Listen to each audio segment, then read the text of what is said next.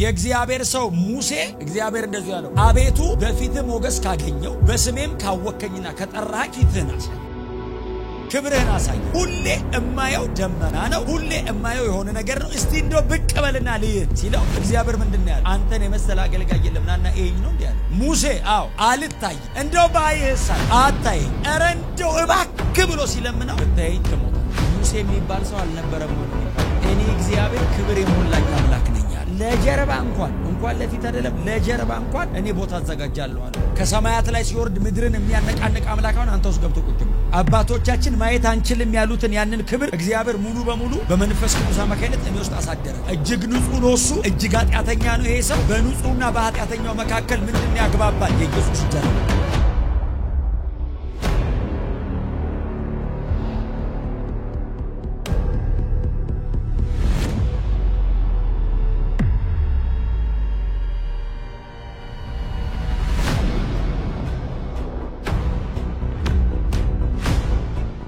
እግዚአብሔር ስም ብሩክ ይሁን ቀጥታ የእግዚአብሔርን ሰው ወደዚህ ጠራዋለሁ እግዚአብሔር ሰው መጥቶ ሃሌሉያ ጌታ በርሱ ይናገራል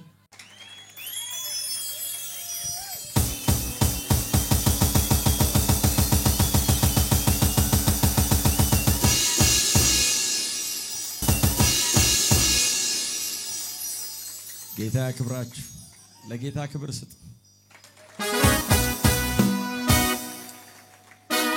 ባርካችሁ አረፍ በሉ ክብር ለኢየሱስ ይሁን እንዴት ሰነበታችሁ በጣም ደስ ብሎኛል ክብር ለኢየሱስ ይሁን unexpected እንደዚህ አይነት እኔ እዚህ በስማ በጣም ትክክለኛ ቦታ ነው የመጣው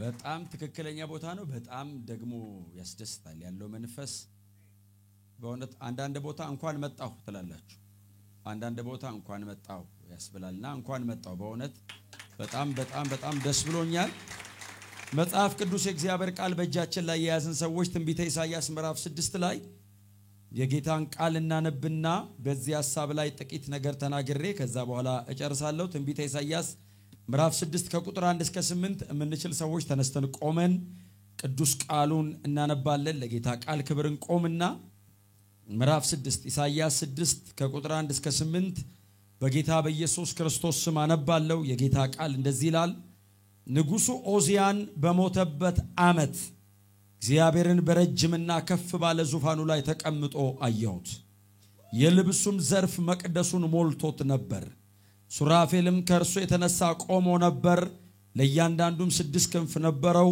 በሁለት ክንፍ ፊቱን ይሸፍን ነበር በሁለቱም ክንፍ እግሮቹን ይሸፍን ነበር በሁለቱም ክንፍ ይበር ነበር አንዱም ለአንዱ ቅዱስ ቅዱስ ቅዱስ የሰራዊት ጌታ እግዚአብሔር ምድር ሁሉ ከክብሩ ተሞልታለች እያለ ይጮህ ነበር የመድረኩም መሰረት ከጮዩ ድምጽ የተነሳ ተናወጠ ቤቱንም ጢስ ሞላበት እኔም ከንፈሮች የረከሱብኝ ሰው በመሆኔ ከንፈሮቻቸው በረከሱባቸው መካከል በመቀመጤ አይኖቼ የሰራዊትን ጌታ ንጉሱን እግዚአብሔርን ስላዩ ጠፍቻለሁ ወዮልኝ አለው ከሱራፌልም አንዱ እየበረረ ወደ እኔ መጣ በእጁም ከመሰዊያው በጉጣት የወሰደው ፍም ነበር አፌንም ዳሰሰበትና እነሆ ይከንፈሮችን ነክቷል በደልም ካንተ ተወገደ ኃጢአትም ተሰረየልህ አለኝ የጌታንም ድምጽ ማንን እልካለሁ ማንስ ይሄድልናል ሲል ሰማው እኔም እነሆኝ እኔን ላከኝ አለው የተቀደሱ እጆቻችንን ከፍ አድርገን አጭር ጸሎት እናረጋለን የጌታ መንፈስ በመካከላችን በኃይል አለ አንድ ሰው በተሻለ ድምጽ አሜን ይበል እስቲ መንፈስ ቅዱስ በመካከላችን በሙላት አለ ሃሌሉያ የተለየ የጸሎትን የተለየ የዝማሬን መንፈስ ስላፈሰስክ አምላካችን እግዚአብሔር ሆይ ድምጽ በመካከላችን ስለተንቀሳቀሰ እግዚአብሔር አምላካችን ሆይ በመካከላችን የምትወደውን ኢየሱስን ያከበርከው ስለሆነ በእውነት እናመሰግንሃለን ኃይል አለ በዚህ ቤት እናመሰግንሃለን ክብር መገኘት አለ በመካከላችን ክብር ይሁንልህ የተዘጉ ደጆችን የሚከፍት የተያዙ ነገሮችን የሚያስለቅቅ መንገዶቻችንን የሚያስተካክል የትኛውንም የጨለማውን ጦርነት የሚደመስስ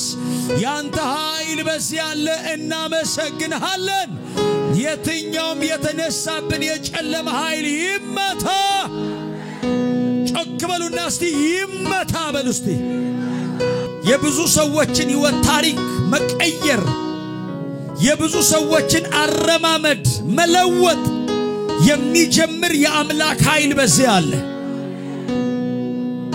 ክብር ይሁንልህ ያልተጠበቁ ሰዎችን እየነካ ይቀሰቅሳል ከገቡበት ነገር ውስጥ እያራገፈ ያወጣቸዋል እንደ መቃብር ያለ ነገር ሁሉ እየተከፈተ ሰዎች ሲወጡ ያለው እላያቸው ላይ አፈር የለበሱ ሰዎች ሁሉ እያራገፉ ሲወጡ ያለው ያልተጠበቀ ነገር በሕይወታችሁ ላይ ይጀምራል አብቅቶለታል የተባለው ነገር እንደገና ይቀሰቅሳል ኢየሱስ ጌታ ነው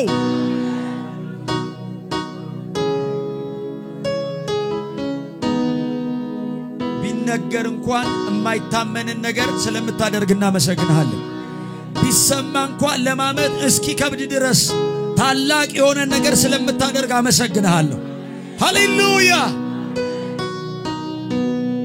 በጣም ይገርም ነው ቢነገር እንኳን የማታምኑትን ነገር በመካከላችሁ አደርጋለሁ እኮ ይላል እግዚአብሔር ቃል ክብር ለኢየሱስ ይሁን ቢነገር እንኳን እንዴት የሚባልን ነገር ከአይምሮ በላይ የሆነ ማለት ከማሰብ በላይ የሆነ ነገር ሊሆን አይችልም የተባለን ነገር አደርጋለሁ አለ እግዚአብሔር እኔ እኮ አይደለም እኮ ቃሉ እኮ ነው ቢነገር እንኳን አለ ቢነገር እንኳን የማይታመንን ነገር በመካከላቸው አደርጋለሁ ክብር ይሁንልህ የታመንክ አምላክ ይሁንላችሁ እግዚአብሔር ዛሬ አዳዲስ ነገሮችን በሰዎች ሕይወት ላይ ይጀምራል አዳዲስ ነገር ተመርቆ ይከፈታል አይሆንም ተብሎ የተዘጋ ነገር እኔ እግዚአብሔር ይናገረኛል ይሆናል የሐና መች ይሆናል አለች ማንስ ይሆናል ብሎ ጠበቀ እግዚአብሔር መጣ እስቲ አሜን በለዋ ፍናና 10 ብትወልድ አንዱም እኮ ስሙን አናቀውም የሐና አንድ ግን አገር የሚመራ ሆነ የሐና አንዱ ግን የእግዚአብሔር ነብይ ሆነ የሐና አንዱ ግን የእስራኤልን ነገስታት የሚቀባ ሆነ ኢየሱስ ያድናል የቆየ ግን የበረታ ነገር ይሆናል አስጠብቀዋል ግን የተሻለ ነገር ይሆናል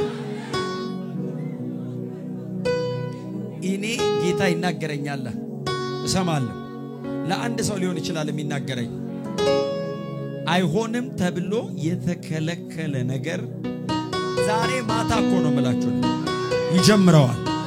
ይጀምረዋል ከቆመ የቆየ ነገር ሲነቃነቃ ያለ አይሄድም ተብሎ የቆመ እላዩ ላይ የዛገ የሻገተ ተፍቆ ሲንቀሳቀስ ያዋል ሐና እኮ እንዴት አርጋ ከፍናና ጋር ትታገላለች መጽሐፍ ሲናገር እግዚአብሔር ዘግቶት ነበርና ነው የሚለው አይ ወደ ላይ ነው ወደ ላይ ከሆነ በብልሃት አትከፍተው ወደ ላይ ከሆነ አይ በብልጠት አትከፍተው እሱ መጥቶ ይነካዋል ጮክ በሉና ተከፍቷል በሉስ ክብር ይሁንልህ እዚህ ቤት ነብይ የሚያረግ መንፈስ አለ በጣም ብዙ ሰዎች እየተቀቡ እየተነኩ ሲወጡ ክብር ይሁንልህ ያነበብነውን ቅዱስ ቃልህን ያንተ ብቻ ነውና ባርከው በዚህ እውነት ውስጥ አልፈ ተናገረን ኢየሱስ ክርስቶስን አክብረው ኢየሱስ ክርስቶስን ብቻ ግለጠው ከፍ በል በኢየሱስ ክርስቶስ ኢሳይያስ ትንቢተ ኢሳይያስ ምዕራፍ 6 ላይ ያለ የጌታ ቃል ክፍል አንብበናል አብረን እሱ ላይ ነው በጣም ጥቂት ነገር የምናገረው ክብር ለኢየሱስ ይሁን እና በዚህ በኢሳይያስ ምዕራፍ 6 ላይ ወንድማችን ነብዩ ኢሳይያስ ያየው ራእይ ነው አይደል ራእይ ነው እኮ ያየው ኢሳይያስ ራእይን ያየው ኢሳይያስ የተባለው ነብይ እንግዲህ በቀደመው ኪዳን በብሉይ ኪዳን በጣም ብዙዎቻችን የምናቀው በጣም ታላቅ እግዚአብሔር አገልጋይ ነው በብሉይ ኪዳን ላይ ካሉ ታላላቅ ከሚባሉ ነቢያት መካከል ግንባር ቀደሙ ነው በጣም ታላቅ የሚባል ነብይ ነው እና በሱ ዘመን 66 ምዕራፍ የፈጀ ትንቢት ነው የተናገረው። በአራት ነገስታት ዘመን ከ60 ዓመት በላይ ያገለገለ በጣም ታላቅ ነብይ ነው። ነገስታቶችን በጣም በትንቢት የሚመክር፣ ነገስታቶችን በትንቢት አቅጣጫ የሚያሳይ፣ ነገስታቶችን በትንቢት የሚያስተምር አይነት ነብይ ነው። የወደፊቱን የሚናገር ብቻ ሳይሆን በትንቢት ይመክር ነበር ኢሳይያስ። በትንቢት ያስተምር ነበር፣ በትንቢት አቅጣጫ ይጠቁም ነበር። ደግሞ የሚቀጥለውን ዘመን ቀድሞ ያያል። ኢሳይያስ በአንድ ሰው ህይወት ላይ ቀጥሎ የሚመጣውን ብቻ አይደለም የሚያየው። ኢሳይያስ ከ700 ዓመት በኋላ የሚመጣውን መሲህ ያየው ነበር። ኢሳይያስ የምትመጣዋን ከተማ ገናኛ ሁሉ የምንገባባትን ከተማ ቀድሞ ያያት ነበር። እንግዲህ ምናልባት ከዛሬ ጀምሮ ወደ ኋላ ኢሳይያስ የነበረበትን ዘመን እኔም ቁጥር ካላችሁ 2700 ዓመት በፊት ማለት ነው። አሁን ገናኛ ራሱ እኮ አልገባንም። ገናውንኛ ልንገባ እየጠበቅን ነው ያቺን ከተማ። እሱ ከዛሬ 2700 ዓመት በፊት አይቷት ትንቢት ተናግሯል ስለ ከተማዋ። ዛሬ ከተፈጸመ ትንቢቱ ከ2700 ዓመት በኋላ የሚፈጸም ትንቢት ማለት ነው። ገና ከሆነ ደግሞ እንግዲህ ያው እንጠብቃለን። እኔ እንኳን በእኛ ዘመን ይሆናል ብዬ ነው የምጠብቀው። አሜን የሚል ጠፋ። ንጥቀት ዘንድሮ ይሆናል ብዬ ነው የምጠብቀው። ዛሬ ማታ ከሆነ የነገው ኮንፈረንስ ሰማይ ነው። ይሄን የመሰለ ቆንጆ ቦታ ለሚወዱት ትተን እኛ ሰው ያልሰራው ሀገር ቀጥ ብለን እንገባለን። አሁን ቢመጣ ጌታ እንዴት ጥሩ ነበር። እንደዚህ ዘምረን ልብሳችን ብቻ ነው የሚቀረው። በእውነት በአንዳንዶች እምነት አንዳንዶች ሁሉ ይሄዳሉ። ክብር ለኢየሱስ ይሁን። እና ይሄ በጣም ታላቅ ነብይ ነው። እንግዲህ ከጌታ ከኢየሱስ ክርስቶስ ከመምጣቱ ወይንም በስጋ ከመምጣቱ ከ700 ዓመት በፊት ቀድሞ የነበረ አይነት ታላቅ ነብይ ነው። የብሉይ ኪዳን ወንጌላዊ ነው ተብሎ የሚታወቀው ይሄ ነብይ የብሉይ ኪዳን ወንጌላዊ ተብሎ ነው። ስለ ጌታ ስለ ኢየሱስ ክርስቶስ ኢሳይያስ የተነበየውን ኢሳይያስ የተናገረውን ያክል የተናገረ የብሉይ ኪዳን ነብይ ማግኘት በጣም አስቸጋሪ ነው። መሲሃዊ ነብይ ነው። የጌታ የኢየሱስ ክርስቶስን መካከለኛነት በጣም ያደመቀ ያጎላ ነብይ ነው። በመጽሐፍ ቅዱስ ውስጥ የሚገኝ ሌላ መጽሐፍ ቅዱስ ነው አይደል? ኢሳይያስ መጽሐፍ 66 ምዕራፍ አለው። በሁለት ነው የሚከፍሉት። እንግዲህ በጣም የሚያጠኑ ሰዎች የእግዚአብሔር ሰውም ሲያስተምረንም የሚነግረን ሌሎቹም ሲያገለግሉን የሚነግሩን ከምዕራፍ 1 እስከ ምዕራፍ 39 አንደኛው ክፍል ነው። ከምዕራፍ 40 እስከ ምዕራፍ 66 ያለው ደግሞ ሁለተኛው ክፍል ነው። ስለዚህ ብሉይ ኪዳን 39 መጽሐፍ አለው፣ አዲስ ኪዳን 27 መጽሐፍ አለው። በሙሉ ኢሳይያስ ውስጥ አለ። የመጀመሪያው የኢሳይያስ 39 ምዕራፎች የሚገርማችሁ ልክ በብሉይ ኪዳን ላይ እንደምናየው ሁሉ የእግዚአብሔር ፍርድ፣ የእግዚአብሔር ጽድቅ፣ የእግዚአብሔር ታላቅነትና በጣም የእግዚአብሔር ጠንከር ያለ ክንድ እንደሚገለጥ ተተንብዮበታል። ከምዕራፍ 40 እስከ ምዕራፍ 66 ደግሞ የእግዚአብሔር ጉብኝት፣ የመሲሁ መወለድና መታየት፣ ቀጥሎ ደግሞ የምትቀጥለው ከተማ በሚቀጥለው 27 ምዕራፍ ላይ ተነግሯል። ስለዚህ ብሉይም አዲስም ኪዳን ያለበት ሙሉ መጽሐፍ። ክብር ለኢየሱስ ይሁን። ዛሬ ማታ ታነቡት ዘንድ በጌታ ፍቅር እመክራለሁ። እራት በኔ ነው። ክብር ለኢየሱስ ይሁን። ምዕራፍ 6ን ቶሎ ልንገራችሁ። ያነበብናትን ብቻ ቶሎ ልንገራችሁ። ምናልባት ለማንበብ እንዲጠቅማችሁ ብዬ ነው ይሄንን የምናገረው። ኢሳይያስ በሱ ዘመን ከነበሩት ሰዎች ብቻ እንዳይመስላችሁ በቀደመው ኪዳን ውስጥ ከነበሩ አገልጋዮች መካከል እጅግ በትምህርት ደረጃ የተማረ የሚባል ነብይ ነው። የራሱን መጽሐፍ የጻፈ ሰው። አሁን ኤርሚያስ አሁን የተማረ አይደለም አይደል? ኤርሚያስ ማንበብም መጻፍም አይችልም። ኤርሚያስ ባይዘው ነብዩ ኤርሚያስ ባይዘው ማንበብም አይችልም መጻፍም አይችልም። የሚጽፍለት ባሮክ የሚባል ጸሐፊ። ክብር ለኢየሱስ ይሁን። ባሮኮች እዚህ ውስጥ ካሉ ትጽፉልናላችሁ፣ እኛ ባንጽፍ። እና ኤርሚያስ እግዚአብሔር የሚለውን ይላል፣ ባሮክ ቁጭ ብሎ ይጽፋል። ኢቭን የጻፈውን ቀደዱበት ይላል። ሲቀደድበት ኤርሚያስ ድጋሚ መጻፍ ስለማይችል ባሮክን ፈልጎ ጻፈው ይላል። ክብር ለኢየሱስ። በሕፃንነቱ ነው የጠራው። ትምህርት ቤት ሳይገባ ነው የጠራው እግዚአብሔር። ገና ከማፀን ሳትወጣ ቀድሻለሁ በልጅነት መርጫለሁ ብሎ በልጅ ፊደል ሳይቆጥር ነው የጠራው። በተማረም ባልተማረም ነው የሚሰራው። በተማረ ቤት ሳይዝ ባልተማረ ምንም እግዚአብሔር የሚከለክለው ነገር የለም። አልተማርክም ተብሎ ከመለኮታዊ አጀንዳ አጎልም። ጳውሎስ በጣም የተማረ ነው፣ የአቴና ፈላስፋ ነው። ጴጥሮስ ደግሞ ምንም ያልተማረ ሰው ነው። ሐዋርያት ሥራ እኩል ከምዕራፍ 1 እስከ 12 ባልተማረው ከ13 እስከ 28 በተማረው። ጎናቸው ያለው ሰው ብትማር ጥሩ ነው፣ ባትማርም ግን ጌታ ይሰራል በሉት። ደግሞ ጥላውን አትማሩ ብሎናል ብላችሁ እንዳለ እናቴ ዊዝድሮ ሞልታችሁ እንዳመጡ። ጌታ ይባረክ። ዋናው ከጌታ ጋር መስማማት ነው። ደግሞ የሚታረም ትምህርት ምን አሁን እንትና ድሮ አሁን እኛ ተምረናው ልክ ነው ያልነው እኮ ዘንድሮ ደግሞ ልክ አይደለም ይላሉ ልጆቻችን መተው ምን ነው ስንል እከለ የሚባል መተው እኮ እናንተ ልክ አይደለም አለ ይለን የማይሻሻል አለ እናቴ ዘላለማው ያለ ሰማይና ምድርን ደግፎ ያዘቃል አለ እሱ ላይ ተመስረቱ ይሄኛው ለደሞዝ ነው ይሄኛው የዘላለም ህይወት እስቲ አሜን በሉ ሚገርም መንፈስ ነው ያለ እዚህ ቤት ዝም ብሎ አውራ የሚል መንፈስ አለ ማታ ባይሆን ኖሮ በቃ ሁሉ ነበር አብራችሁ ግን ለነገሩ ያስተማረ ሲነጋ ትቷቸው ሄደ የሚል አንድ ጥቅስ አለ አይዟችሁ ዛሬ አይፈጸምም ግን ጌታ ይባረክ ወድጃችሁ እኮ ክብር ለኢየሱስ ይሁን እና ኢሳይያስ 6ኛው ምዕራፍ ላይ የሚያየው ምንድነው ንጉሱ ኦዚያን በሞተበት አመት አይደል የሚለው ንጉሱ ኦዚያን በሞተበት አመት የሚለው በጣም የተለየ ትርጉም ያለው አይመስለኝም የዘመን መለያ ነው ለምሳሌ ኢሳይያስ እግዚአብሔርን ከፍ ባለና በረጅም ዘፈን አየሁት ሲል መቼ ይሉታል መቼ ሲሉት ንጉስ ኦዚያን በሞተበት አመት ጊዜው አይረሳም ማለት ነው አሁን በሙሉ ወጣቶች ስለሆናችሁ እንጂ አሁን የኔ እናት ብዙ ጊዜ ስታወራ አመቱንና ወሩን ስለማታስታውስ እንትኑን ነው የምታወራው ኢቨንቱን ነው የምታወራው እንትን በወደቀ ጊዜ ትላለች ስትል አንተ ዓመተ ምህረቱን አንተ ተምረት አመጣዋል እነሱ ወቅቱን አሁን ኦዚያን የሞተበት አመት ማንንም እስራኤላዊ የማይረሳው አመት ነው ስለዚህ ኢሳይያስ እግዚአብሔርን በረጅምና ከፍ ባለ ዙፋኑ ላይ አየሁት ሲል መቼ ነበር ያየው አንተ ብዙ ነገር ታያለ ይሄኛው መቼ ነው ሲሉት ንጉስ ኦዚያን በሞተበት አመት ያ አመት እድለኛ አመት ነው በጣም ብዙ ኢቨንት አለው ኢሳይያስ የማይታይ ነገር ያየበት አመት ነው ኢሳይያስ ካያቸው ራእዮች ሁሉ በጣም ከባዱና እጅግ ደግሞ አስፈሪው ራእይ የምዕራፍ 6 ራእይ ምንድነው ያየው ኦዚያን በሞተበት አመት እግዚአብሔርን በረጅምና ከፍ ባለ ዙፋኑ ላይ ተቀምጦ አየሁት ስሙኝ በጥንቃቄ አንዱ የመጽሐፍ ቅዱሳችን ትምህርት የማይታይ አምላክ የሚል ነው እግዚአብሔር አይታይም ያየው ይሞታል ምክንያቱም ወንድማችን የእግዚአብሔር ሰው ሙሴ አሁን አንድ ኦፊስ መጥራት ስለማልችል ነው ለሙሴ ነብይ ነበር ካህን ነበር መስፍን ነበር ብዙ ነው ሰውየው ለዛ ነው እግዚአብሔር ሰው ያልኩት የእግዚአብሔር ሰው ሙሴ ትዝላችኋል ዘጸአት 33 ላይ እግዚአብሔር እንደዚህ ያለው አቤቱ በፊት ሞገስ ካገኘው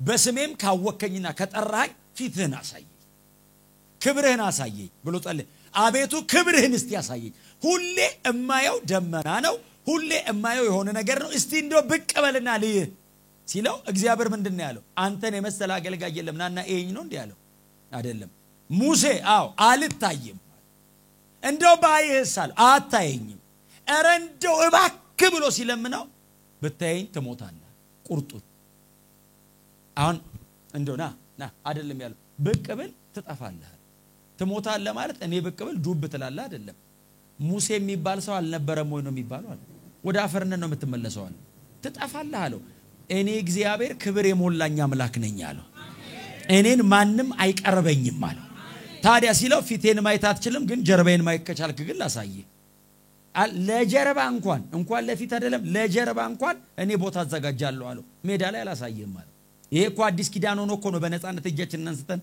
ክብር ምንለው ብሉይ ኪዳን እኮ አይቻልም ይሞታል አዲስ ኪዳንስ የኢየሱስ ደም አለ ማለት ላይ ያ ተራራ ላይ የተቀመጠ አምላክ ማንንም እንዳይቀርበኝ ያለ አምላክ ከሰማያት ላይ ሲወርድ ምድርን የሚያነቃንቅ አምላክ አሁን አንተውስ ገብቶ ቁጭ ብሎ አዲስ ኪዳን ይሄ ነው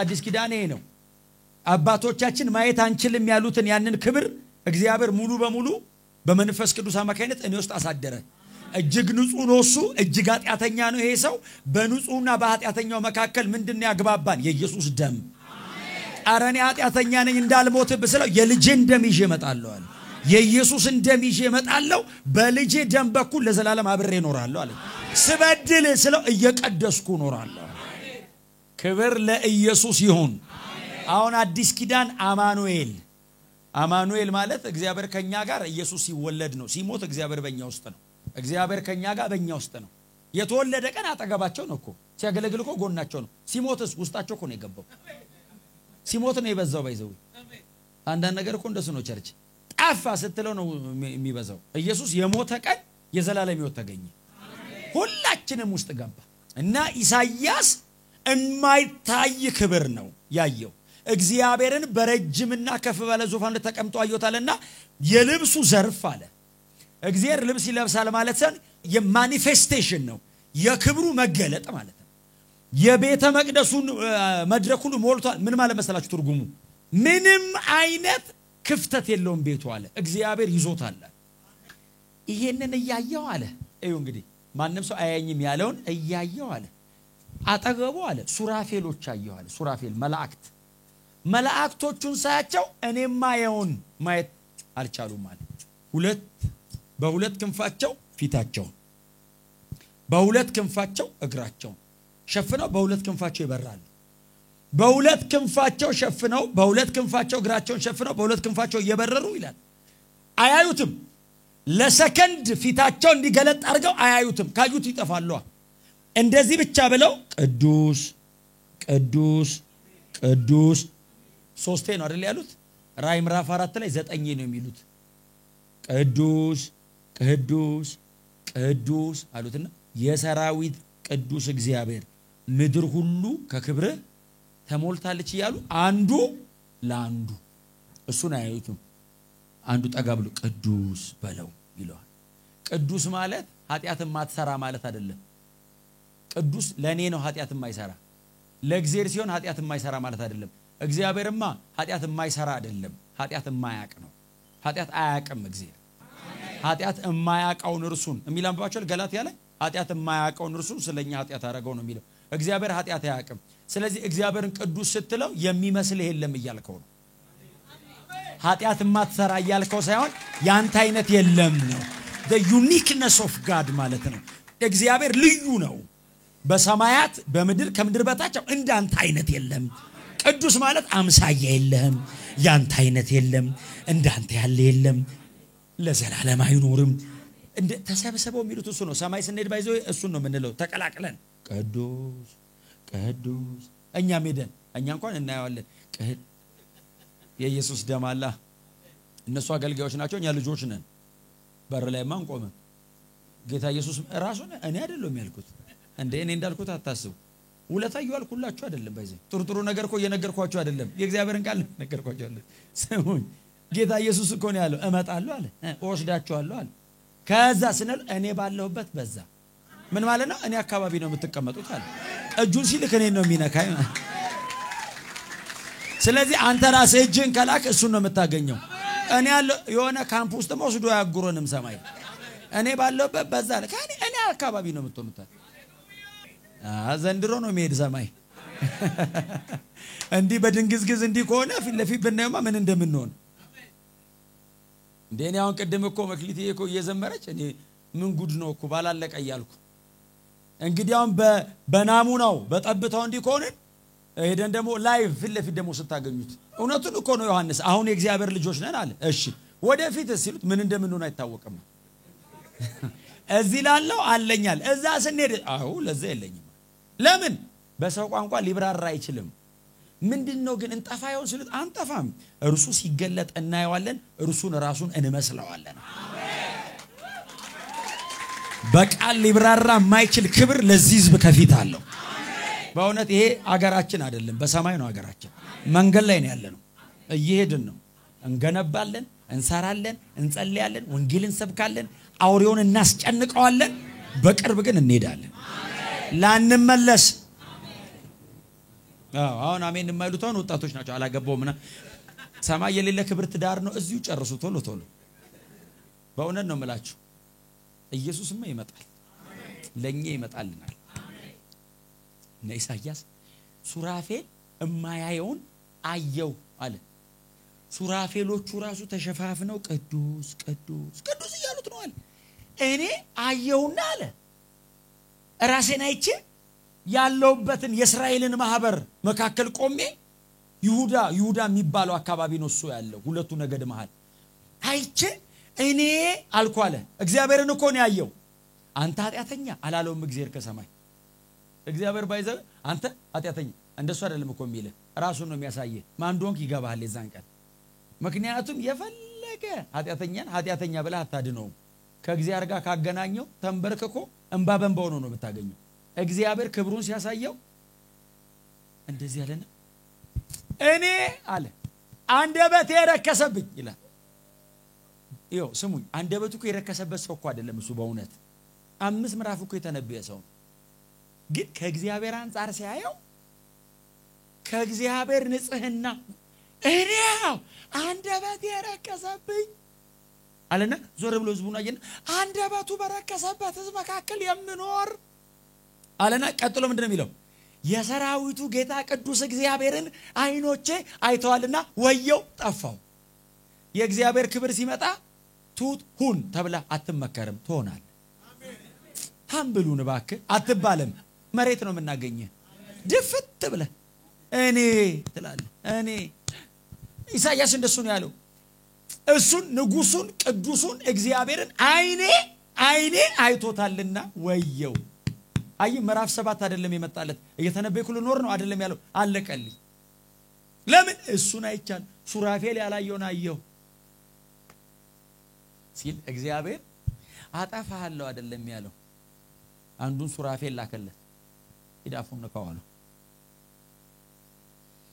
ሱራፌሉ ጉጣት እጁ ላይ ያለ ከየት እንዳመጣ አለ ሰማይ ጉጣት ከየት እንደተገኘ ጉጣት እጁ ላይ ያለና ከፍሙ መካከል እሳት አነሳ ይላል እየበረረ ወደ ኢሳይያስ መጣ አምልኮ አቋርጦ ኢሳይያስ ጋር እየበረረ መጣና ኢሳይያስ ቆሞ እያየው ነው እግዚአብሔር ያሳየ ረክሻለሁ የረከሰ ህዝብ መሃል ነኝ ይያልክ መልአክ ወደ አንተ ሲመጣ ምን ሊፈጠር እንደሚችል ሊያጠፋኝ ነው በቃ ብሎ ሲጠብቅ በእሳቱ አፉን ነካው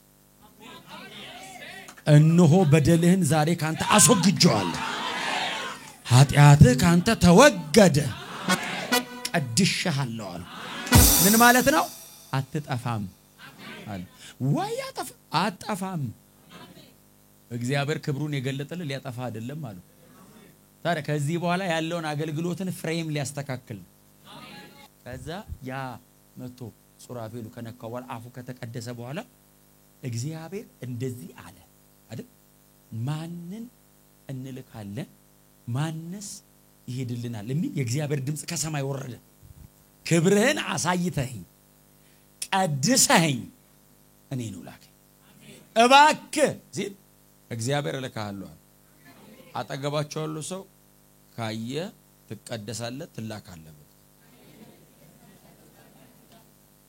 አይ መንፈሳዊ ዓለም በጣም ጥልቅ ነው ክብር ለኢየሱስ ይሁን ኢሳይያስ ይሄንን ክብር አየ ኦኬ ከዛ ምን አየ ይሄንኑ ራሱን ማንንም አያየኝም ያለውን ይሄንኑ አምላክ ምዕራፍ 53 ላይ ደግሞ የተዋረደ ሆኖ አየው የተዋረደ እኔ ምዕራፍ 53ን ማንበብ ከማልችላቸው የመጽሐፍ ቅዱስ ክፍሎች መካከል አንዱ እሱ ነው አንብቤ መጨረስ አልችልም በዚህ መጠን እንዴት ይዋረዳል አምላክ አይደለም ማንንም ሰው በዚህ መጠን እንዴት ይዋረዳል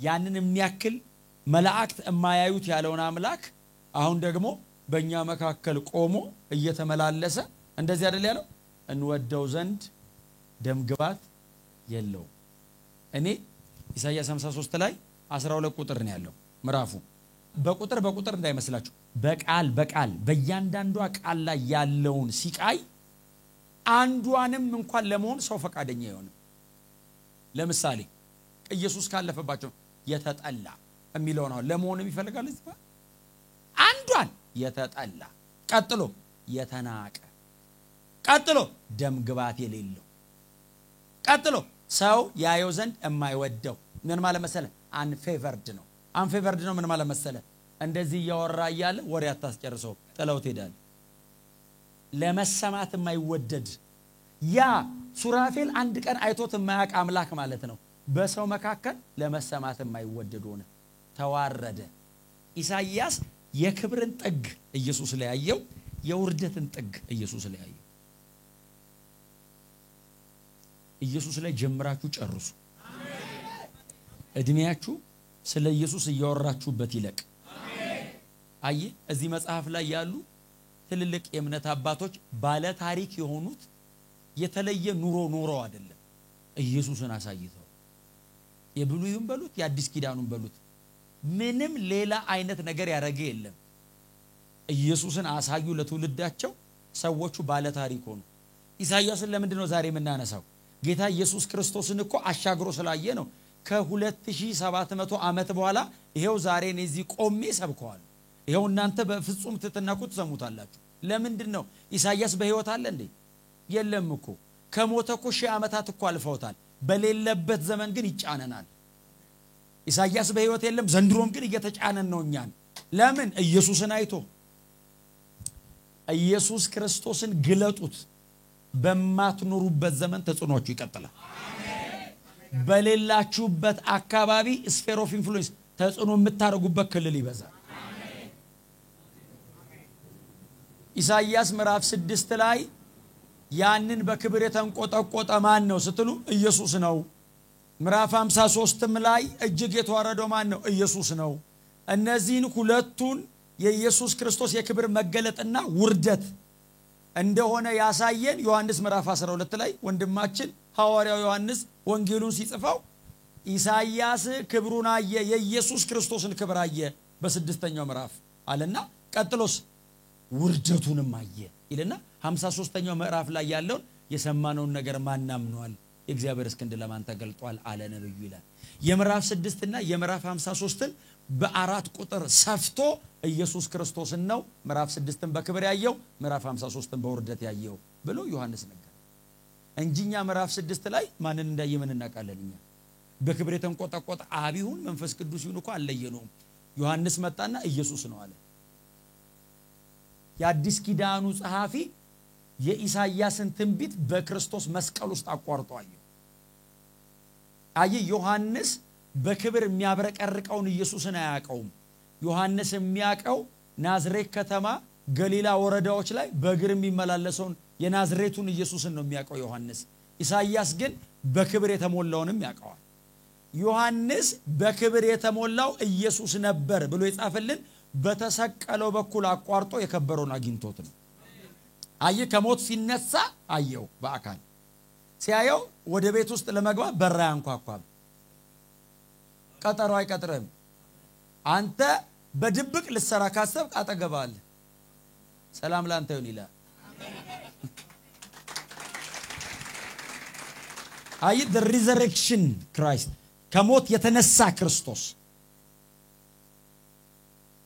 በእውነት the glorious God ነው የምዕራፍ 6 የክብር አምላክ ነው የምዕራፍ 53 ደግሞ the suffering God ነው የተሰቃየ አምላክ እግዚአብሔር ኢየሱስን ደግሞ ያብራለን አንድ ነገር ልንገራችሁ መጽሐፍት ሁሉ ስለ ኢየሱስ ነው የሚያወራው እኔ አይደለም ሉቃስ 23 ሉቃስ 24 ላይ ራሱ ኢየሱስ መጽሐፍት ሁሉ ስለኔ አይ ሙሴ በየ ኢየሱስን ካላገኙት ከባድ ነው ኢሳይያስ በየ ኢየሱስን ካላወጣውት ከባድ ለምን መጽሐፉ በሙሉ ስለ ኢየሱስ ነው የሚያወራው ሙሴ ባለ ታሪክ ሆኖ ኢየሱስ ብሎ ኢሳይያስ ባለ ታሪክ ሆኖ አየውት ማንን መሲያችንን ሲል እግዚአብሔር እንደዚህ ያለ ቀላቅለዋል ኢየሱስን አየውት ካልክ እግዚአብሔር ባለ ታሪክ ያረጋል ምክንያቱም እግዚአብሔር እየሰራ ያለው እርቃኑን መስቀል ላይ ተሰቅሎ ያከበረው ልጁን ያከበረ ነው ኢየሱስን የምታከብርለት ከሆነ እግዚአብሔር የማክበር ፕሮግራም ውስጥ ያስገባሃል ያለ ኢየሱስ ነጥሎ የሚያከብረው የለውም እግዚአብሔር ኢየሱስን የሚያከብር ብቻ ይፈልጋል ይሄ ጉባኤ ደግሞ እንደዛ ነው እናንተ ደግሞ ታስተዋውቃላችሁ ያለው መንፈስ የቤቱ መንፈስ ራሱ እንደዛ አይነን ክብር ለኢየሱስ ብቻ ይሁን ስለዚህ የከበረ ማንና ከተባላችሁ ኢየሱስን የተዋረደና የተሰቃየስ ከተባላችሁ ኢየሱስን ሌላ የለኝም ለክብርም ለውርደትም ጥግና ጥጉ ኢየሱስ ነው ይኸውላችሁ በጣም መጽሐፍ ቅዱሳችን ላይ የተሰቃየ ሰው ለምሳሌ ማን አለ መጽሐፍ ኢዮብ በጣም ተሰቃይቶ የመጨረሻ ሲቃይ ግን የኢየሱስ ብቻ ነው ኢዮብ እንኳን እንደ ኢየሱስ ሊሰቃይ ይቅርና ኢየሱስ ምን ያህል እንደተሰቃየ ራሱ ኢዮብ አልገባው ሰምታችሁኛል የኢየሱስን የሲቃይ ጥልቀት እንኳን አንደርስታንድ ማድረግ አይቻልም እኔ የኢየሱስ የሲቃይ ጥልቀት አልገባኝም የገባኝ በጣም ትንሽ ነገር ነው በጣም ትንሽ ነች በሙሉማ ይግባኝም ብላ አይገባኝም አይችልም ጭንቅላት እኔ ሁሉም ይግባኝ ተብሎ እንዴት ይጸልያል መኖር አፈልጉም እኔ እኮ ለመኖር ስልኮ ነው በሙሉ ይግባኝም ማለለው ይሄ የሰው ጭንቅላት አሉ 100 ሚሊዮን ገጽ ነው ያለው አሉ ነክቶኛል ትላለ ምን እኔ ነካ አታቀው እንደነካ ግን ታውቃለህ አይብራራም ብዙ ነገር ተነጋግረን አይደለም የተግባባነው ነክቶን ነው እስቲ አሜን በሏ አሁን ይኸውላችሁ ገብቶን እኮ አይደለም ተገልጦልን ነው አሁን የዘላለም አምላክ ነው ኢየሱስ ብለሳት ጨርስ የ8 ቀን ሕፃን ሆኖ ስሙን አቀፈው ትላል የዘላለም አምላክ እንደ የ8 ቀን ሕፃን ብለ አይጋጭም አይ ብርሃን ነው የዘላለም አምላክ ብለ የ8 ቀን ሕፃን በሁሉ ቦታ የሚገኝ እግዚአብሔር ብለ ታንኳ ውስጥ እንቅልፍ ያዘው ትላል ያደል ታዲያ ወንጌል ይሄ እኮ ነው እዚህ ቤት የሰበሰበን እኔ እኮ ሂሳብ አይደለም ያመጣኝ እዚህ ቤት